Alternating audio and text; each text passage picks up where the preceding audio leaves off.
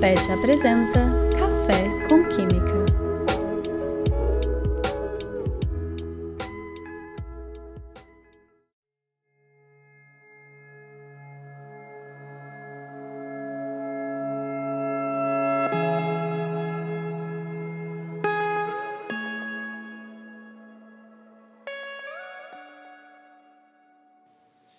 Olá pessoal, eu sou Paulo Rezende Neto, estudante de Química Tecnológica e integrante do PET Química IQ UNB-MEC, e estou acompanhado aqui hoje de Vinícius Snebert, estudante de Engenharia Química e também integrante do PET Química IQ UNB-MEC. No episódio de hoje teremos o professor Dr. Fernando de Magalhães Coutinho Vieira como nosso entrevistado. Vamos conversar um pouco sobre sua formação, trajetória e também experiências adquiridas por ele ao longo de sua carreira, com pesquisas relacionadas à física biológica. Seja bem-vindo ao Café com Química, professor. Muito obrigado por ter aceitado o nosso convite. É um prazer, pessoal. Obrigado à galera do PET pelo convite. Eu, nos últimos anos, tenho sido convidado para participar da Semana de Química, que é uma outra atividade desenvolvida por vocês, né? E eu tenho sido sempre uma satisfação muito grande. E agora, eu já sei que esse podcast está fazendo sucesso e espero que continue assim. Então, é uma alegria poder participar também dessa nova atividade de vocês.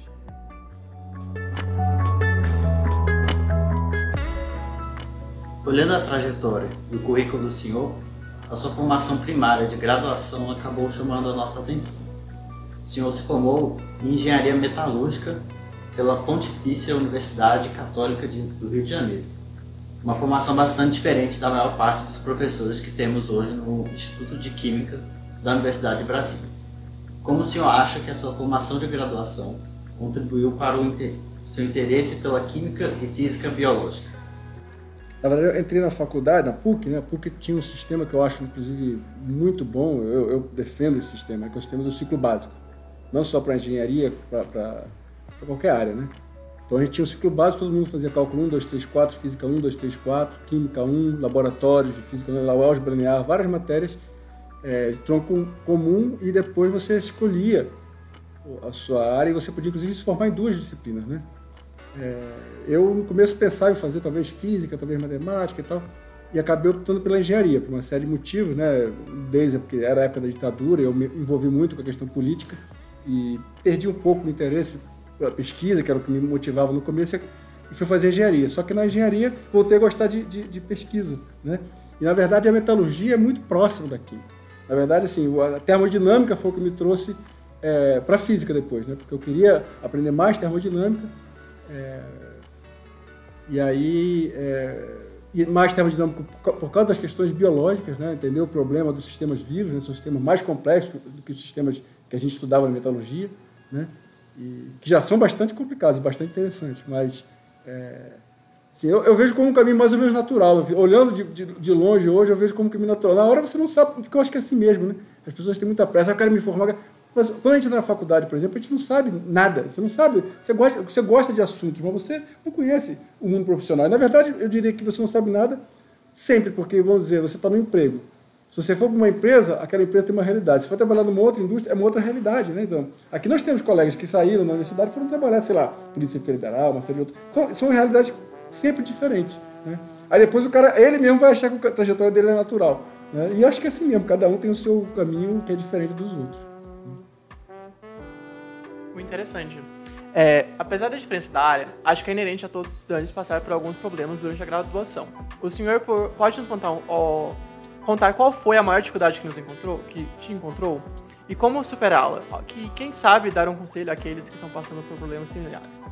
Bom, eu acho que essa pergunta, inclusive, encaixa com a anterior, né? Assim, como eu falei, quando eu estava na faculdade, ainda estávamos na época da ditadura, eu me envolvi muito com política. Assim, com isso, infelizmente, eu acabei estudando menos do que eu deveria, né? E tive que voltar, né? Eu acho que a lição que eu aprendi nessa época de não desistir, não abandonar certas coisas que você sabe que você gosta. Claro que a gente fica em dúvida, né? A gente volta e meia bota em dúvida as nossas escolhas. Acho que é bom também, é saudável, né? Mas eu gostava mesmo da área técnica, eu gosto de matemática, sempre gostei de matemática, sempre quis a matemática aplicada a problema, né? Por isso que eu não fui para a área pura da matemática, que eu gosto muito, estudei muito, né? Fiz o meu pós-doc, inclusive, na área de matemática. Mas, assim, a lição que eu aprendi foi essa. Primeiro, a respeitar as minhas, né, incertezas, né, pensar sobre elas, mas também não desistir fácil de qualquer coisa, qualquer tropeçozinho, abandona tudo que você fez, esquece, né, o trabalho que você já teve. Não, vai com calma, tenha paciência, que no fim se acerta. Né? Um pouco de... o que eu aprendi foi um pouco isso. Né? E, assim, agora mais velho, eu, obviamente, tenho muito mais paciência do que eu tinha antes. Né? Mas eu não sei se eu daria muitos conselhos para mim mesmo, se eu pudesse voltar no passado, não, porque eu acho que o cara tinha mais a que aprender. Porque é até covardia, né? Se vem alguém, olha só, eu sou você no futuro, deixa eu te explicar. Inclusive você vai dizer, poxa vida, mas tem coisa que eu queria continuar. Se eu souber isso agora, eu vou mudar todo o meu futuro. Não, sai daqui. Acho que eu faria isso. Então é isso, assim, o conselho que eu digo seja fiel ao seu pensamento, aos seus desejos, às suas vontades. E é isso, você vai ter tropeço, né? Acho que todo mundo não tem essa, não, minha vida foi lisa, tudo suave. Não é. Continuando nessa temática acadêmica, o senhor fez seu mestrado em Engenharia de Materiais, Processos Químicos e Metalúrgicos, trabalhando reações de precipitação e dissolução na liga de alumínio 15% atômico em zinco. Poderia explicar um pouco para a nossa audiência a importância desse trabalho e, principalmente, como o senhor descobriu o seu interesse por essa área? Bom, na verdade, no final da minha graduação, a gente tinha TCC lá, né? Eu fiz um trabalho de fim de curso que eu gostei bastante sobre diagramas de fase, né? Escrevi um programa em Fortran, calculava diagramas de fase. Fui até um congresso lá em São Carlos apresentar. Foi muito legal, muito bacana mesmo. Foi quando eu na verdade, comecei a voltar a gostar de fazer pesquisa, né? Eu tinha pensado, não, vou fazer engenharia e vou para a indústria. Não, eu voltei a gostar de pesquisa com esse trabalho de fim de curso. Então, eu já, no final do curso, eu sabia que eu ia querer trabalhar com transições de fase, né? E aí eu conheci então, meu orientador foi o professor Fernando Riso, né? Mas aí ele estava na época envolvido com questão administrativa e tal, e não estava muito... não estava dando muita ênfase à questão de certas áreas de pesquisa e tal, e eu acabei indo trabalhar com outro professor que além de trabalhar com transições de fase, era um cara era e é ainda um especialista muito forte na área de microscopia eletrônica, né? O professor Guilherme Solosa, né? E aí eu me encantei assim, com o problema que ele apresentou. Eram ligas de alumínio, várias ligas diferentes no começo, de uso aeronáutico, né? E aí eu achei bacana isso, eu queria trabalhar com microscopia eletrônica. E acabou que foi uma tese que tinha muita parte experimental, né? Eu aprendi a trabalhar com microscopia eletrônica, né? Eu agradeço muito ao professor Raul Machado, que foi professor da aula da FRJ, que me ensinou a usar microscopia, e depois me deixou usar sozinho. Foi um dia muito feliz da minha vida poder usar microscopia eletrônica, eu lá sozinho, com a liga que eu tinha preparado, o material que eu tinha trabalhado. E nessa mesma tese, eu mexi também com parte teórica, algumas coisas de termodinâmica. E aí juntou de novo termodinâmica, que eu já vinha gostando, já tinha usado, né, diagrama de fase, como vocês sabem, né, não tem, é o caminho. E a microscopia eletrônica é teoria quântica, né, para entender melhor as imagens. Aí eu comecei a falar, puxa vida, eu preciso aprender mais teoria quântica, quero aprender mais termodinâmica, né? Comecei a gostar mais de teoria, né, assim, já estou, na verdade, saindo, talvez indo para a parte seguinte, como que eu acabei do meu mestrado indo em frente, né? Mas no mestrado que eu gostei foi isso, né? Mexer com microscopia eletrônica, um equipamento muito bacana, muito interessante, e transições de fase, que era o problema que me empolgava, e principalmente em ligas de grande uso, né? Essas ligas... na verdade, a gente usava uma outra liga de alumínio e lítio, mas aí precisava de mais tempo de microscopia, eu não tinha todo esse tempo. A gente ia para a FRJ, eu era da PUC, né, do Rio, e eu tinha que ir para a FRJ fazer a microscopia, eles emprestavam para a gente, cediam gentilmente o uso. Curiosamente, depois eu virei professor da biofísica da FRJ, onde eu ia no microscópio eletrônico, na vida dá voltas, né? Que eu acho que até remete a uma pergunta anterior, né? Como é que as coisas, às vezes, assim, sem você fazer força, né? Às vezes não encaixa, mas, né? Às vezes a coisa consegue ter um destino interessante. Para o seu doutorado, o senhor mudou bastante de área, deixando um pouco de engenharia de lado e fazendo o seu doutorado em física, com tese em estudos de modelos não lineares para transporte ativo em biomembranas. O senhor poderia explicar um pouco mais sobre? Então, até já dei um pouco da dica na resposta anterior, né? Eu estava trabalhando com termodinâmica, estava querendo aprender mais teoria quântica, né? E aí eu comecei poxa, quem sabe eu vou estudar física e tal. E ao estudar termodinâmica, na verdade, me interessou o problema principal que começou a me interessar foi o problema biológico, né? Que os sistemas biológicos são sistemas... Nós estamos fora do equilíbrio, né? Eu faço questão de dizer isso quando eu dou o curso. A gente fala muito de equilíbrio porque é o que a gente sabe mais, é mais fácil. A gente gostaria de saber mais sobre o não equilíbrio. Na verdade, o meu sonho, né? O meu ideal, quando eu decidi, não, vou fazer o doutorado no CBPF, era trabalhar na parte teórica, né? dos processos de não equilíbrio. Na época, eu tinha a ilusão de que já havia alguns desenvolvimentos bastante profundos e tal. E aí eu fui estudar, né? Fui para o CBPF e tal. E aí eu descobri que, na verdade, assim, muitas das coisas que pareciam já assim, grandes avanços estavam, inclusive, erradas, né?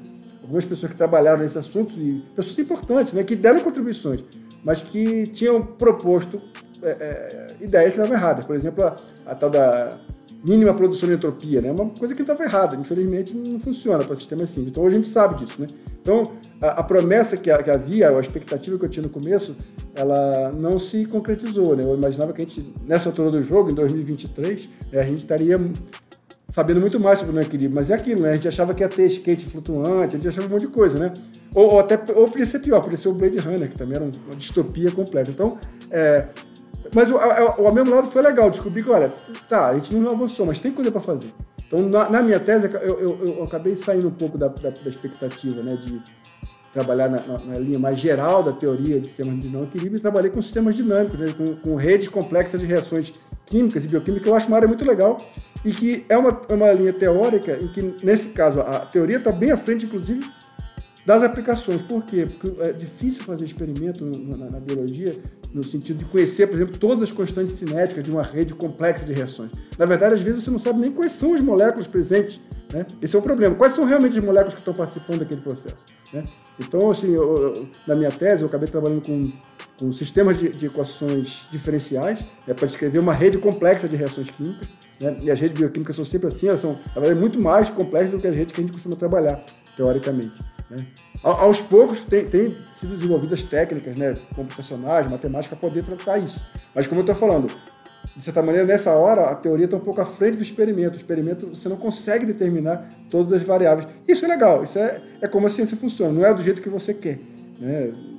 E às vezes um lado vai mais rápido que o outro. Eu digo, no caso, a teoria do não equilíbrio está muito aquém do que a gente gostaria, né? Embora exista um grupo que desenvolveu a termodinâmica de uma forma bem interessante. Quando eu dou curso aqui de termodinâmica, eu uso um pouco dessa linha que o professor Trussell, do professor Noll, James Serrin, do professor Manuel Ricula, de Portugal. Tem um pessoal com contribuições interessantes, né? Mas é aquilo, tem muito mais coisa para fazer, o que eu acho bom, né? Assim, eu estou falando aqui provavelmente muito para estudante, né? A outra mensagem que eu gostaria de dizer é que tem coisa pra caramba para fazer. E não acredite que o chat GPT vai resolver isso, porque não vai. Entendeu? A gente vai ter que botar a mão nessa. Não vai ser. A inteligência artificial vai resolver tudo. Não caia nessa ilusão. Não vai ser assim. O poder computacional é enorme, mas ele não é. E a gente já sabe disso, né? Segundo o professor da computação lá sobre, né, o teorema de Turing, né, as coisas as incapacidades que a gente já sabe que a computação tem, né? Então é isso.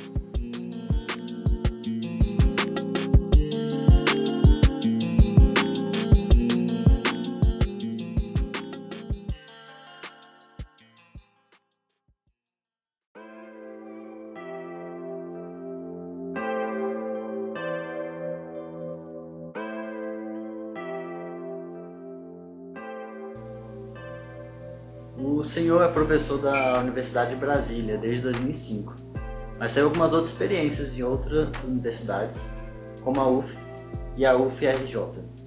Quando foi que o senhor soube que queria se tornar professor e como foram e estão sendo as suas expectativas dentro da docência em ensino superior?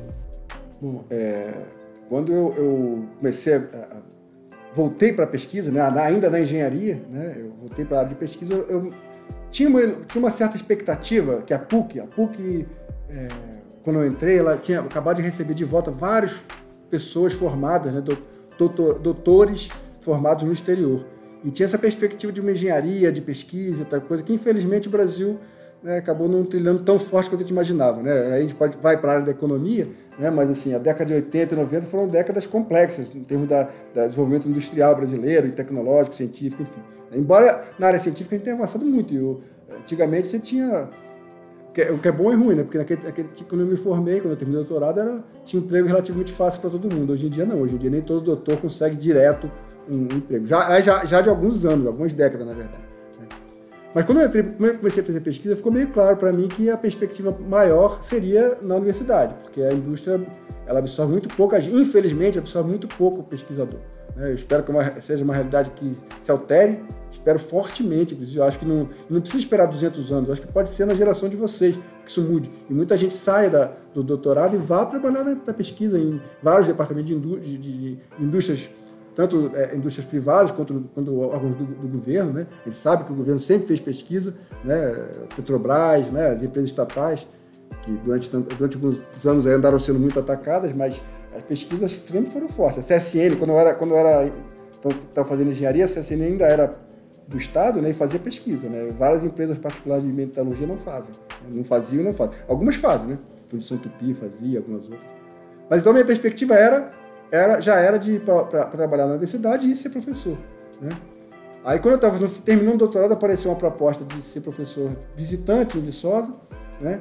Mas é assim, professor visitante já com uma perspectiva futura de vaga, então, coisa de emprego. Se eu me adaptasse, eles realmente... Acabou que a gente se adaptou muito bem, eu fiz alguns grandes amigos lá, tenho 2 amigos que são grandes amigos até hoje, né? Lá em Viçosa, colegas professores lá.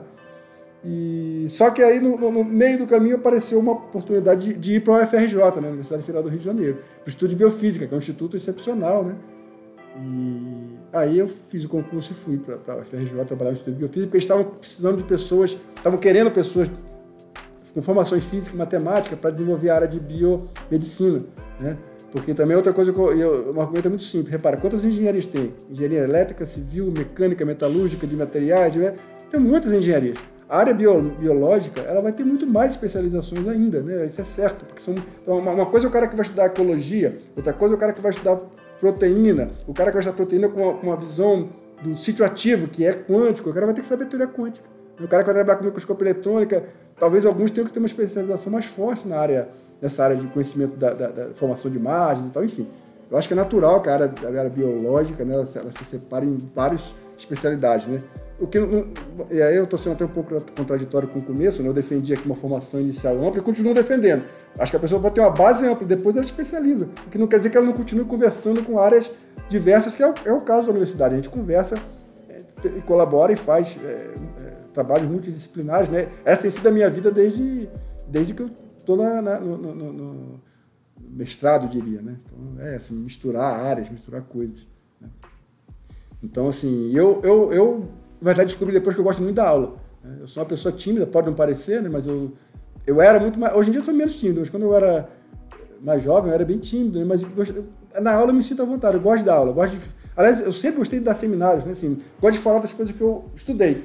Não é dizer assim, não, você gosta de falar do que você sabe. Não é questão de gostar. Eu estudei o troço, eu aprendi, eu gosto de conversar com outras pessoas.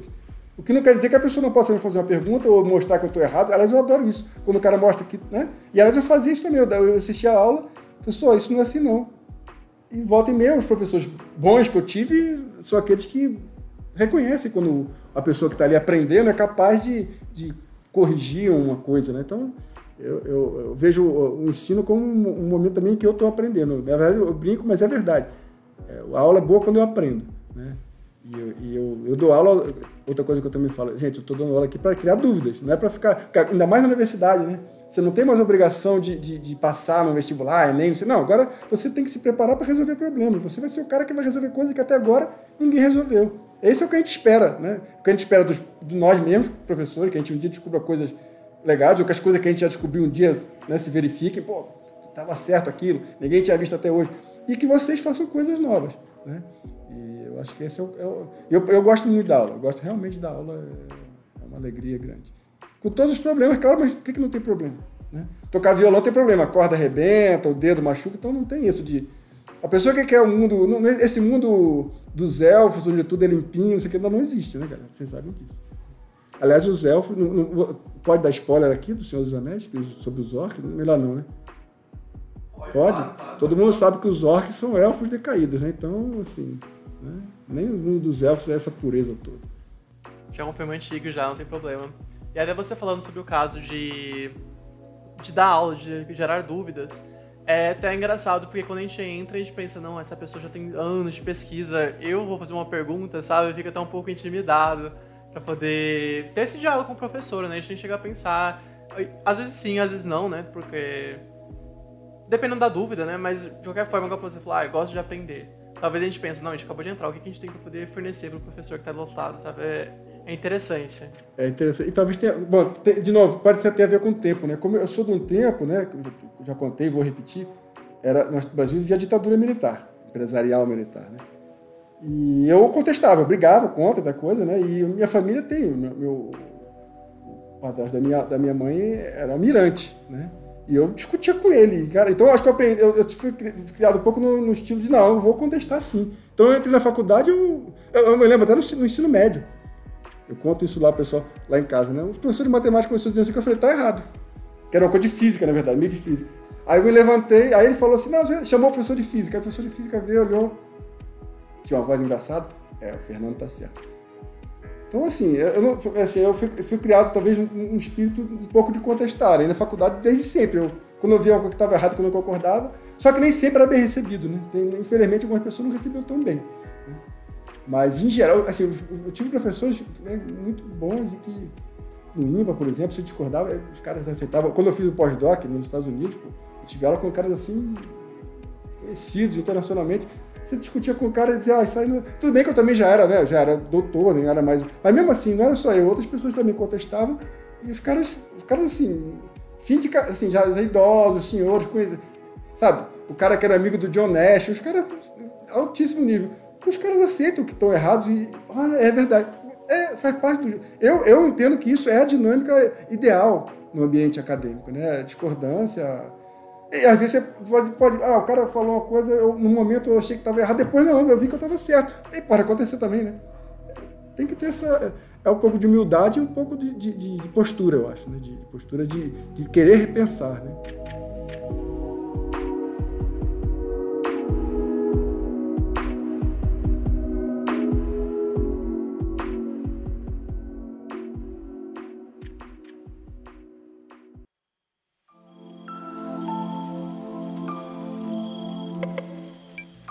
Com certeza.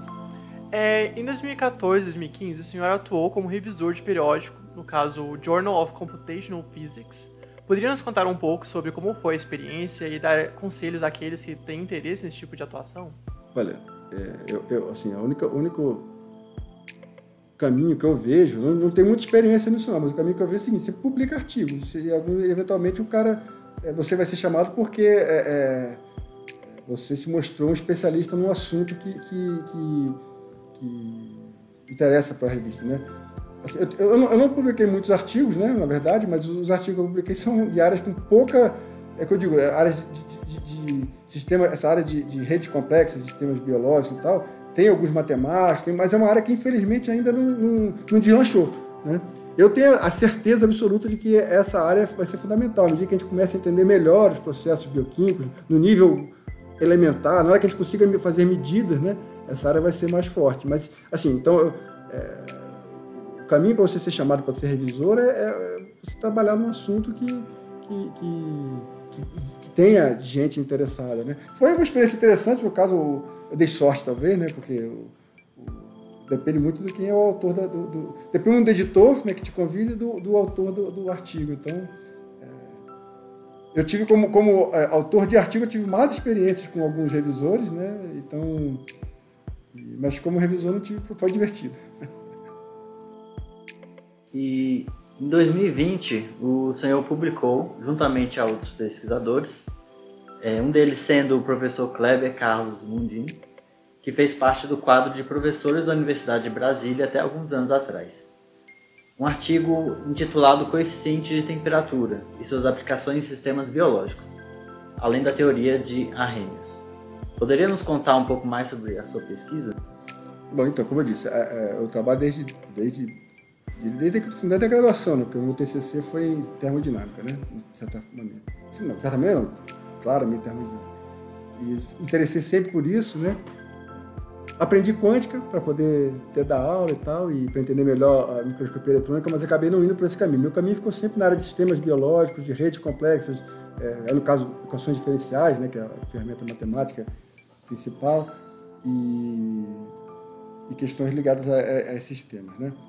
Eu conheci o Kleber lá no CBPF, nós dois fizemos doutorado lá. Eu fui à banca, eu era aluno de doutorado, eu fui assistir a defesa de tese de doutorado dele. Aí depois, por diversas razões, eu acabei pensando em vir para Brasília, né?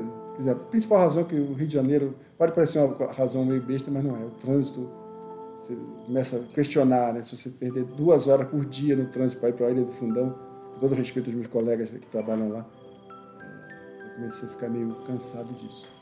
E vim para Brasília, o Kleber foi um cara que me incentivou bastante a tentar fazer a transferência da FRJ para a UNB e tal. E acabei vindo, né, para o estudo de Química. E a gente sempre conversava muito sobre questões de fundamento da termodinâmica, de certos problemas de comportamento acitótico, né, desvios de regras tidas como muito padrão, por exemplo, como uma regra de Arrhenius e tal, né? E o Kleber trabalhou nisso, né? Tem vários artigos dele sobre onde ele junta a entropia, a proposta de entropia lá do Constantino de Sales, que é professor lá do CBPF, né, que a gente conheceu.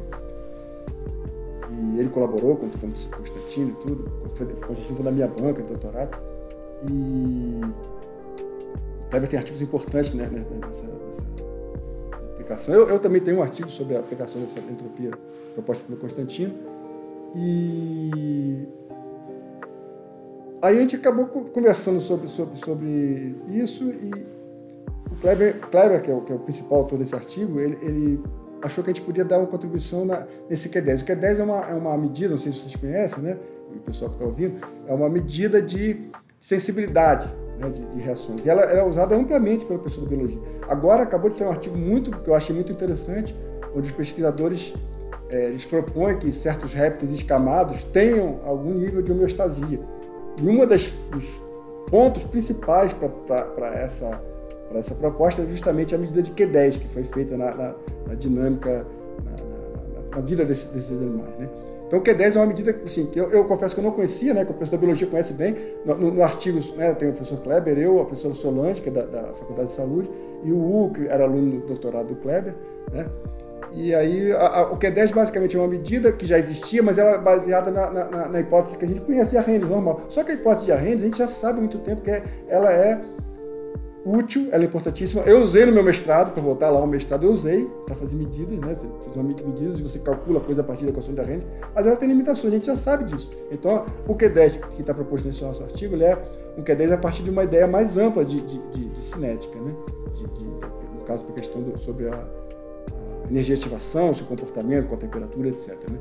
E o legal é que essa proposta ela tem como caso particular o caso normal de Arrhenius. Então, vamos dizer, essa equação ela permite tanto você fazer um ajuste, realmente batemos o caso normal ou não, ou tem desvios. Esses desvios podem dar informação sobre o sistema, né? Então, de novo, tem a ver com a pergunta anterior, quer dizer, questionar as coisas que já estão bem estabelecidas. Mas o cara ganhou o prêmio Nobel. Não interessa, ele pode estar inclusive errado. Como tem caso, né? Não é o caso de talvez discutir aqui, mas nem por isso o cara decide ser um grande pesquisador, fez alguma coisa errada. Tem um artigo do cara que está errado, e agora? É ciência. Então, certas coisas estão assim, mas isso é o procedimento padrão. Isso é o procedimento padrão, mas só que a gente está vendo coisas que saem do padrão e que a gente quer entender melhor. Não é o jogo? Não é assim agora, matéria escura, energia escura, são coisas que saem do padrão anterior. Então,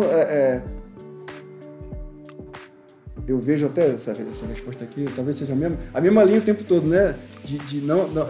Claro, não é desrespeitar as pessoas, tem que, pelo contrário, respeitar, né? Pessoal, você não vai chegar para um cara, né? Um cara lá, um grande pesquisador, dizer que está errado, grosseiramente. Então você pode dizer, professor, eu estou ouvindo aqui, Você pode ser gentil, né? E apontar. E o cara que é uma pessoa capaz, ele vai perceber, obviamente, que o que você está querendo dizer, isso aí não está certo. E se ele for realmente competente e confiante, ele não vai se incomodar com isso. Então, a mesma coisa, você chegar e dizer, fulano de tal, essa equação, ela é ótima, ela é fenomenal, foi usada por milhares de trabalhos. Mas ela tem, nesse caso, naquele outro, não está certo. De novo, esse artigo aí dos caras lá, estão propondo que os répteis escamados não tenham homeostasia, coisa que a gente aprendeu desde sempre, né? Que os répteis eles têm que ficar no sol, blá, blá, blá. Os caras estão dizendo que talvez não. Isso é ciência, né? Isso, eu sempre achei que a ciência era isso. A ciência não é dogmática. Nada contra as coisas que são dogmáticas. Eu tenho certos dogmas também, né? pessoas? Pouco. Um deles é que existem seres extraterrestres, mas isso é um dogma, que eu acredito dá mais uma vontade, né, do que um...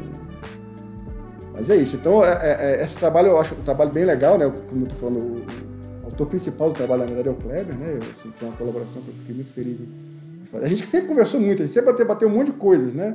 A gente ficava na sala, um ficava do lado do outro. A gente conversava muito sobre uma série de assuntos com os alunos dele, eu conversei bastante. E foi uma colaboração muito interessante. De vez em quando ele dá volta aqui, a gente conversa, começando por outros caminhos também. É uma pessoa que eu gosto muito, que eu acho que deu grandes contribuições aqui ao estudo.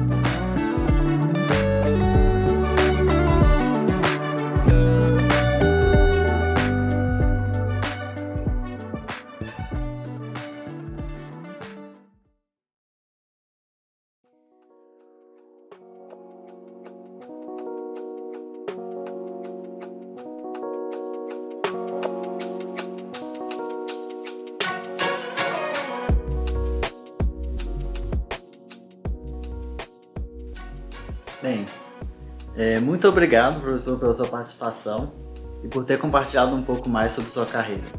Foi extremamente proveitoso para nós e acreditamos que para aqueles que nos escutam também tenha sido. É sempre uma satisfação participar desses projetos e achei a conversa muito interessante. Não me preparei muito para falar, acho melhor deixar assim espontâneo, né? Fica mais verdadeiro. Eu fico feliz de saber que vocês têm tido uma audiência expressiva e surpreendente até, né? Para uma coisa que está começando, que fala sobre ciência, sobre química, é muito legal. E tomara que melhore cada vez mais assim, a audiência de vocês, o alcance, né? E que vocês que esse material, né, faça até um registro ao longo do tempo histórico, né, do Instituto, e no caso sirva de exemplo até para outras unidades também da UNB, e quem sabe. Obrigado e parabéns pelo projeto. Ficamos por aqui. Mais notícias sobre o podcast Café com Química e também sobre as outras atividades do PET Química IQ UNB MEC podem ser encontrados no nosso Instagram, @petquimicaunb, e no nosso site petquimica.iq.unb.br. Obrigado por ouvir nosso podcast de hoje. Até a próxima.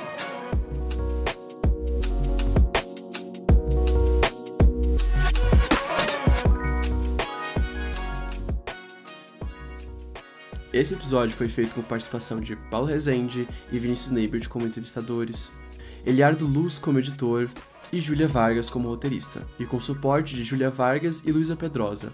Também gostaríamos de dar nossos agradecimentos ao Ministério da Educação, por meio da Secretaria da Educação Superior, ao Fundo Nacional de Desenvolvimento de Educação, o FNDE, além dos Institutos de Química da Universidade de Brasília.